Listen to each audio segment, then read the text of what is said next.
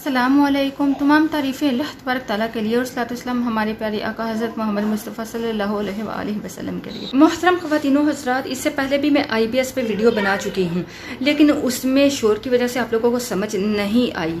तो मैं आज आपके साथ उस रेमेडी को दोबारा रिपीट इसलिए कर रही हूँ कि आप समझ सको। जिससे बड़ी आंत का इन्फेक्शन है, बड़ी आंत में सोजिश है, कुछ भी खाते ही लूज़ मोशन हो जाते हैं, डायरिया हो जाता है, पेट में दर्द होता है, तो खाना पचता नहीं है, उसके लिए बहुत ही बेहतरीन रेमेडी शेयर कर रही हूँ। एक तो मैंने रेमेडी शेयर की थी कि आप दही में एक चुटकी कड़ा छाल खाकर मिलाकर अगर उसे खा लेते हैं तो इंशाअल्लाह आपका IBS का मसला ठीक हो जाएगा, बड़ी आंत का इन्फेक्शन है ठीक हो जाएगा, सोजिश ठीक हो जाएगी। दूसरी रेमेडी आपके साथ ये शेयर की थी कि आपको चाहिए ज़ीरा सफ़ेद 5 ग्राम ले लें। दूसरी चीज़ आपको चाहिए तबाशीर 5 ग्राम ले लें। तीसरी चीज़ आपको चाहिए बेलगिरी 5 ग्राम ले लें। चौथी चीज़ आपको चाहिए मस्तगी रूमी। चारों चीज़ों को आपने हम वज़न लेना है। 5-5 ग्राम ले लो, 10-10 ग्राम ले लो, जितना भी बनाना चाहते हो थोड़ा बना लो तो बेहतर है, ताकि नमी ना आए और ये ख़राब ना हो।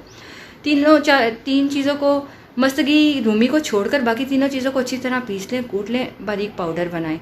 जो मस्तगी रूमी है उसको आप कूटोगे तो ये चिपक जाएगी, उसको हल्का सा हामल दस्ते में उसको कूटिएगा, ठीक है, हल्का हल्का, उतने में ये पाउडर बन जाएगा। फिर सब चीज़ों को मिक्स करो। सुबह शाम खाना खाने से पहले अगर आप इसका एक छोटा आधा चाय का चम्मच इस्तेमाल कर लेते हो, 2 हफ्ते में इंशाल्लाह ज़बरदस्त रिजल्ट मिलेगा। आपका डायरिया ठीक हो जाएगा, आपका जो पेट का दर्द है, कुछ भी खाना खाते ही मोशन का लग जाना, ये सब मसाइल ठीक हो जाएंगे, आपको शिफा होगी।